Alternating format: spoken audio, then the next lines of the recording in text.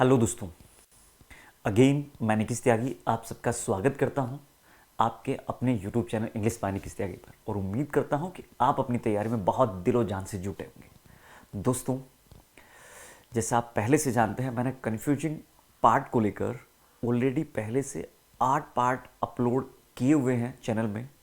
आप चैनल पर जाकर मेरी जो प्लेलिस्ट है 1 बाय 1 कर कर 1 से लेकर ऑलरेडी 8 पार्ट्स वहाँ पर हैं, 1 to 8। और दोस्तों, आप उन सबको 1 बाय 1 करके देखिए। पूरा का पूरा जो मटेरियल मैंने पढ़ाया हुआ है वो एग्जाम को लेकर ऑथेंटिक है। आपको डेफिनेटली वर्ड मिलेंगे, आप कोई भी एग्जाम क्यों ना दे रहे हो। आज पार्ट 9 होने वाला है। एक एक वर्ड का मैं यूज़ भी बात करूंगा और यूज़ के साथ साथ हम उसका सिनोनियम भी हम लोग साथ साथ कवर करने वाले हैं। तो बाइलिंगुअल वीडियो है ये, हिंदी इंग्लिश दोनों में बात करूंगा। टेंशन लेने की बिल्कुल भी किसी को नीड नहीं है, बस इस वीडियो को लास्ट तक देखना है। बहुत ही इंपॉर्टेंट वोकैबुलरी है आपके एग्जाम को लेकर, ठीक है ना दोस्तों। अपकमिंग जो भी एग्जाम्स हैं, आइए शुरुआत करते हैं बिना देर किए। फर्स्ट वर्ड है आपके पास कंडोल। एक्चुअली ये ऐसे वर्ड्स हैं जो 2 वर्ड्स में लगभग स्टूडेंट को ना डाउट रहता है। दे आर 2 and 3 वर्ड्स और वो कंफ्यूजिंग वर्ड्स हैं। Condole, condole actually part of speech में क्या है? पार्ट ऑफ स्पीच की अगर मैं बात करता हूं तो कंडोल दोस्तों वर्ब है। पार्ट ऑफ स्पीच की अगर बात करते हैं तो कंडोल क्या है? वर्ब है। और देखिए मीनिंग क्या लिखा है, टू शो सिंपैथी, किसी को सहानुभूति दिखाना। किसी के साथ अगर कुछ बुरा हो जाता है, समथिंग है ना, समथिंग हैपन बैड, कुछ भी अगर बुरा हुआ है तो हम उसको क्या करते हैं? सहानुभूति दिखाते हैं। तो किसी को सिंपैथी शो करना, टू शो सिंपैथी, सहानुभूति दिखाना। सिनोनियम देखिए मैंने क्या लिखा है, सिंपैथाइज, एश्योर और कमिजरेट। जैसे किसी पर्सन को ना लॉस हो जाता है, तो लॉस होने के बाद हम कहते हैं ना, हम उसके लिए ना एक सहानुभूति प्रकट करते हैं। तो वो हम लोग क्या कर रहे हैं? कंडोल उसको कर रहे हैं। तो कोई यहां से एग्जाम्पल से और अच्छा क्लियर होगा। कंडोल का मतलब मैंने क्या कहा है? सहानुभूति देना, किसी को सहानुभूति दिखाना, सॉरी सहानुभूति देना नहीं, किसी को सहानुभूति दिखाना। अक्सर आप देखते होंगे जितने भी लीडर्स हैं ना, कहीं पर अगर किसी पर्सन की डेथ हो जाती है तो उसको वो सहानुभूति दिखाते हैं कि भाई मैं तेरे साथ हूं, है ना, ऐसे करके।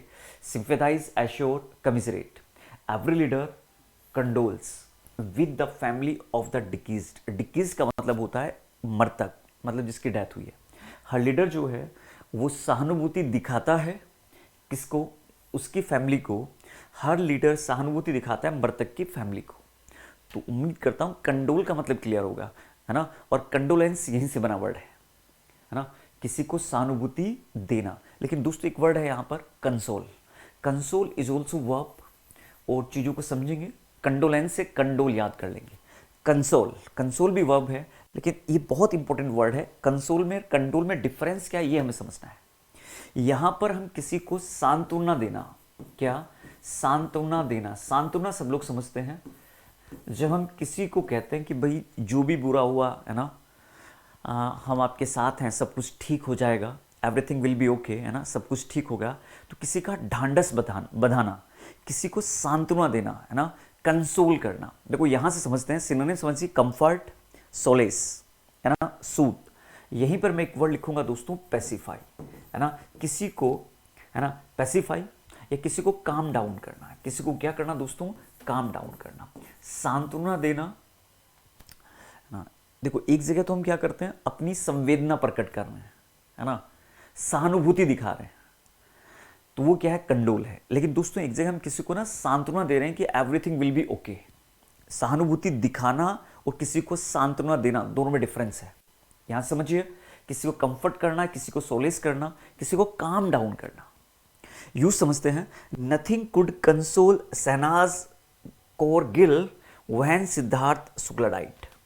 कोई भी चीज जो है सांत्वना नहीं दे सकी थी, है ना, कोई भी चीज ने सांत्वना नहीं दे सकी थी किसको? शहनाज कौर गिल को, जब सिद्धार्थ शुक्ला की डेथ हुई, जब वो मरे, है ना, जब वो डाई हुए सिद्धार्थ शुक्ला, आप सब लोग जानते हैं, है ना, शहनाज गिल और क्या? सिद्धार्थ शुक्ला, है ना।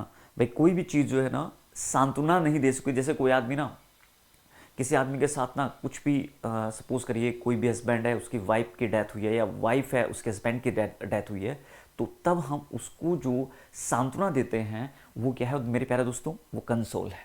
तो कंसोल और कंडोल में डिफरेंस है। उम्मीद करता हूं दोनों वर्ड क्लियर हुए होंगे। नेक्स्ट वर्ड की बात करते हैं, कंसिक्वेंट और सब्सिक्वेंट। दोनों अगर पार्ट ऑफ स्पीच की मैं बात करता हूं मेरे प्यारे दोस्तों, एडजेक्टिव है, ये भी एडजेक्टिव है और ये भी एडजेक्टिव है। कंसिक्वेंट हिंदी मीनिंग में अगर बात करता हूं तो परिणाम स्वरूप, परिणाम स्वरूप। कैसे तैयार करें हम दोनों वर्ड को कैसे याद करें? कंसिक्वेंट एक क्रम में जो एक रिजल्ट आने वाला है। देखो ये जो वर्ड है वो specially we have to use for result. हम लोग कहते हैं परिणाम स्वरूप ये आउटकम आया है, मतलब फाइनली जो रिजल्ट आया है तो वो क्या है? कंसिक्वेंट है। ऐसे समझते हैं, देखिए सिनोनिम मैंने लिखा है resulting, resultant, our use of harmful chemicals and the consequent damage. हमारा जो हार्मफुल केमिकल का जो यूज है, आवर यूज है ना, और जो लगातार कंसिक्वेंट डैमेज, जो लगातार एक डैमेज होने का रिजल्ट है, उससे environment is a very serious matter. वो एनवायरमेंट के लिए एक बहुत ही सीरियस मैटर है कि भाई जो हम लोग हार्मफुल केमिकल का यूज करते हैं और क्या है जो कंसिक्वेंट, लगातार जो डैमेज हो रही हैं चीजें। कंसिक्वेंट वर्ड हम तभी यूज करेंगे जब हम एक रिजल्ट की बात करते हैं। सीक्वेंस में जब चीजें एक रिजल्ट देती हैं तो कंसिक्वेंट है, और कंसिक्वेंटली यहीं से बना वर्ड है यार। लेकिन सब्सिक्वेंट का मतलब भी क्या होता है? आगे आने वाला कोई भी action, but there is not result. कोई आगे आने वाला कोई भी एक्शन हो सकता है ना, आगे आने वाला कोई भी एक्शन, लेकिन यहां पर रिजल्ट की बात मत करिएगा सब्सिक्वेंट में। सीक्वेंस में जो चीजें आ रही एक के बाद एक, दैट इज सब्सिक्वेंट, आगे आने वाला। यहां से समझते हैं सक्सेसिव, नेक्स्ट या serial. Further details of the scheme are given in the subsequent pages.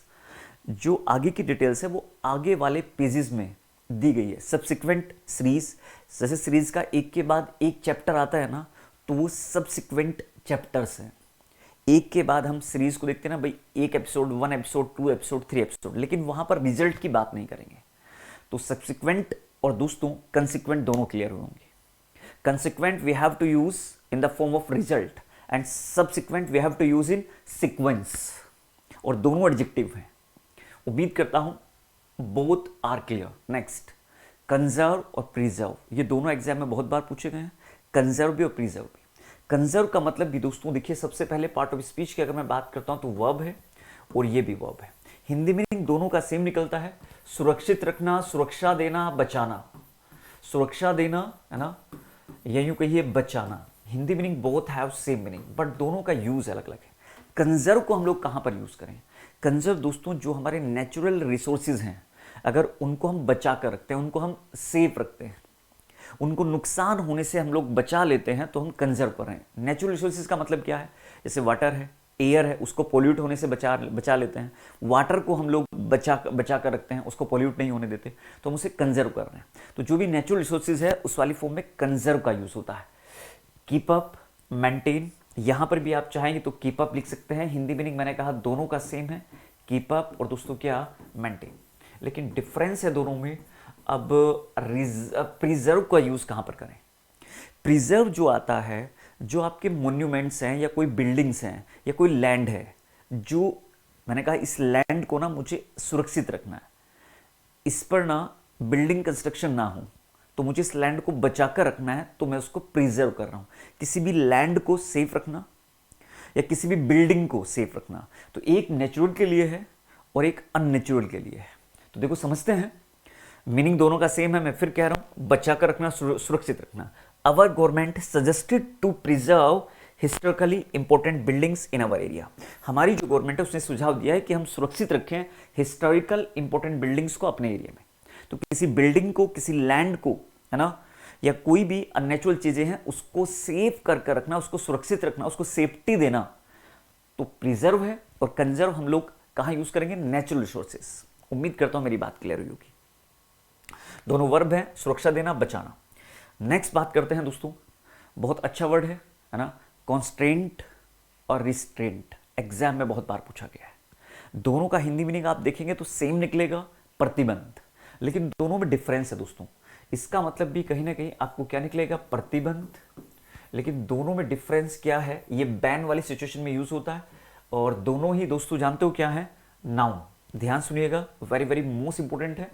दोनों ही पार्ट ऑफ स्पीच की अगर मैं बात करता हूँ नाउन है और ये भी नाउन है, लेकिन मेरे प्यारे दोस्तों कॉन्स्ट्रेंट को कहाँ यूज़ करें? कॉन्स्ट्रेंट का मतलब देखिए मैंने क्या लिखा है, कंट्रोल कमांड। मैं यहाँ पर भी कंट्रोल और कमांड लिख सकता हूँ, लेकिन दोनों में डिफरेंस क्या है अगर मैं एक वर्ड में डिफाइन करता हूँ तो वो सबसे अच्छा होगा। I will never work under constraint any longer. Constraint का मतलब होता है, जैसे हम लोग कहते हैं किसी के प्रेशर में मैं काम नहीं करूंगा, किसी के प्रेशर। तो कंट्रोल में मैं लिखूं, कॉन्स्ट्रेंट में मैं लिखूंगा प्रेशर। जब हम किसी के अंडर प्रेशर काम नहीं करते, हम किसी के प्रतिबंध को, किसी ने बैन लगाया हुआ है उस बैन के, है ना, उस बैन के अंदर हम लोग काम नहीं करते। सपोज करिए कोई भी कंट्री है, जैसे बहुत सारी कंट्री ने इंडिया के ऊपर बैन लगाया हुआ है, तो उस बैन को ही कहा जाता है क्या? कॉन्स्ट्रेंट। ये बहुत अच्छा वर्ड है। आई विल नेवर, मैं काम नहीं करूंगा कभी भी अंडर, किसके अंडर? दबाव के अंदर, तो प्रेशर के अंदर। लेकिन रिस्ट्रेंट जो यूज होता है वो कैद वाली फॉर्म में यूज होता है, प्रिजनमेंट। देखिए अगर किसी पर्सन को जेल में डाल दिया जाए, है ना, प्रिजनर, प्रिजनर तो सब लोग जानते हैं ना, प्रिजन। तो यहां पर रिस्ट्रेंट के लिए मैं एक वर्ड यूज करूंगा प्रिजन, है ना। देखिए तो इसका मतलब भी रिस्ट्रेंट का मतलब है ना, रिस्ट्रेंट का मतलब है कैद। क्रिमिनल्स वर प्लेस्ड इन, उम्मीद करता हूं समझ में आ गया होगा, किसमें? रिस्ट्रेंट्स में। जो क्रिमिनल्स हैं वो भैया जेल में रखे जाते हैं। तो रिस्ट्रेंट्स मतलब कैद, है ना, प्रिजन, और कॉन्स्ट्रेंट मतलब समझ गए, प्रतिबंध। तो दोनों में डिफरेंस है। अगर थोड़ा सा भी ध्यान समझ में आया होगा, उम्मीद करता हूं दोनों चीजें क्लियर होंगी ना। कॉन्स्ट्रेंट भी क्लियर हुआ होगा। कॉन्स्ट्रेंट मतलब किसी का प्रेशर, और दोस्तों रिस्ट्रेंट मतलब प्रिजन, किसी को कैद में रखना, है ना। उम्मीद करता हूं बहुत आर क्लियर। चलिए नेक्स्ट वर्ड है आपके पास डिसइंटरेस्टेड, और दोस्तों क्या? अनइंटरेस्टेड। अब डिसइंटरेस्टेड और अनइंटरेस्टेड को यूज कैसे करें? डिसइंटरेस्टेड देखिए बोथ आर एडजेक्टिव, ये भी एडजेक्टिव है, और दोस्तों अनइंटरेस्टेड भी क्या है? एडजेक्टिव है। फिर दोनों में डिफरेंस क्या है? अनइंटरेस्टेड का देखिए मैंने बिल्कुल सिंपल सी डेफिनेशन लिखी है, not influenced by personal feelings. एक ऐसा पर्सन जो बायस्ड नहीं होता। जो देखिए सपोज करिए एक ऐसा पर्सन, सपोज करिए दो पर्सन्स हैं और हमें उन दोनों का डिसीजन करना है which is right which is wrong, तो ये ना किसी की तरफ भी बायस नहीं होगा। जैसे आप कहते हैं ना, गांव में पंचों का जो फैसला होता है, एक पंचायत जो होती है, और पंचायत के फैसले में जो फैसला होता है वो पर्सन बायस नहीं है, मतलब किसी के भी फेवर में एक्शन ना लेना। तो नॉट बायस्ड, अनबायस्ड कहिए, इम्पार्शियल कहिए, न्यूट्रल कहिए, इनडिफरेंट कहिए। एक ऐसा पर्सन जो निष्पक्ष होता है। देखिए डिसइंटरेस्टेड का मतलब ही दोस्तों निष्पक्ष है। क्या है? निष्पक्ष। Your action was disinterested because you wanted to make money out of the affair. Your action was your action was not, इसको ठीक करिए, योर एक्शन वॉज नॉट, तुम्हारा जो एक्शन था वो डिसइंटरेस्टेड नहीं था, मतलब निष्पक्ष नहीं था। जो तुमने काम किया, जो तुमने एक्शन लिया था, क्योंकि तुम चाहते थे क्या? मनी बनाना चाहते थे, है ना। कैसे? Out of the affair. Out of the affair जाकर तुम मनी क्या है बनाना चाहते थे, पैसा कमाना चाहते थे। तुम्हारा जो एक्शन था वो निष्पक्ष नहीं था, है ना। नेक्स्ट देखते हैं uninterested. Showing a lack, uninterested is not interested. देखो दोनों में डिफरेंस समझिए, दोनों बहुत इंपॉर्टेंट है, एग्जाम में पता नहीं कितनी बार पूछे गए हैं। और दोनों में डिफरेंस क्या है? Showing a lack of interest, showing a lack of interest, जब किसी काम को करने की आपकी इच्छा ही नहीं होती। डिसइंटरेस्टेड क्या है? डिसइंटरेस्टेड मैंने बोला है निष्पक्ष, है ना।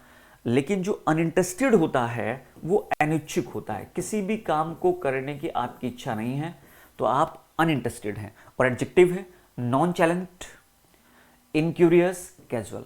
हम कहते हैं यार मेरी ना इस काम को करने की इच्छा नहीं है, तो उस समय मैं दोस्तों अनइंटरेस्टेड हूँ, मुझे काम नहीं करना, तो उस काम में मेरा इंटरेस्ट ही नहीं है। देखिए यूँ समझते हैं, she looks uninterested in what is going on around her. वो दिखती है अनइंटरेस्टेड लगती है, मतलब अनिच्छुक लगती है कि उसके चारों तरफ क्या चल रहा है, उसको ये जानने की इच्छा नहीं है। जब आपको ना कोई काम करने की इच्छा ही नहीं है तो आप अनइंटरेस्टेड हैं। लेकिन दो लोगों के बीच में जब आप ना उसके फेवर में हैं और ना उसके फेवर में हैं, तब दोस्तों आप क्या हैं? डिसइंटरेस्टेड हैं। I hope so you enjoyed this video. अगर वीडियो अच्छा लगा तो प्लीज़ लाइक शेयर सब्सक्राइब करना ना भूला करें दोस्तों। और अच्छे अच्छे पार्ट लेकर आने वाला हूँ आप लोग के लिए, ठीक है ना, वोकैब की सीरीज को लेकर। चलिए मिलते हैं नेक्स्ट वीडियो में, तब तक अपना बहुत बहुत ध्यान रखिए। Thank you and thank you very much.